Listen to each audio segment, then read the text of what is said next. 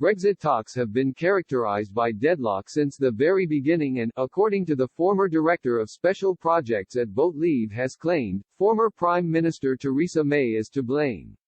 The EU and UK embarked on an intensified final phase of Brexit talks at the end of this week after Britain agreed to lift its block on negotiations. The breakthrough came after a call between the EU's chief Brexit negotiator Michel Barnier and his British counterpart David Frost, with both sides agreeing to restart talks. Negotiations had been deadlocked because of Prime Minister Boris Johnson's decision to demand a fundamental rethink from the bloc before allowing further meetings. Mr. Barnier and Lord Frost agreed a 10-point plan for the next and final phase of the negotiations, including working through weekends and establishing a small joint secretariat to hold a master consolidated text.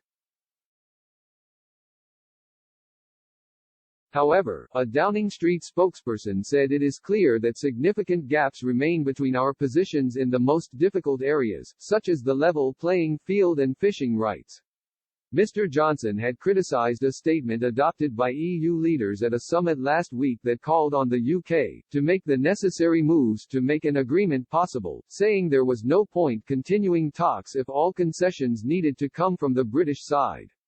After almost 9 months of negotiations, it is still not clear whether Britain will go home with a deal at the end of the transition period or not. And according to a recent report by Lee Rotherham, the former Director of Special Projects at Vote Leave, former Prime Minister Theresa May is to blame. Mr. Rotherham explained, the EU has historically arranged trade deals with other countries in 65 almost certainly more, distinct ways over time, as it itself has chosen to define them.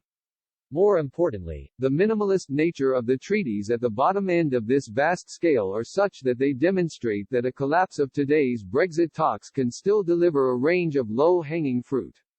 The EU is perfectly used to packaging together mini deals when it's not been able to get better. Simply put, if a decent FTA is binned by the Commission, there is no excuse for the talks not delivering a fallback plan B of a simpler enabling arrangement.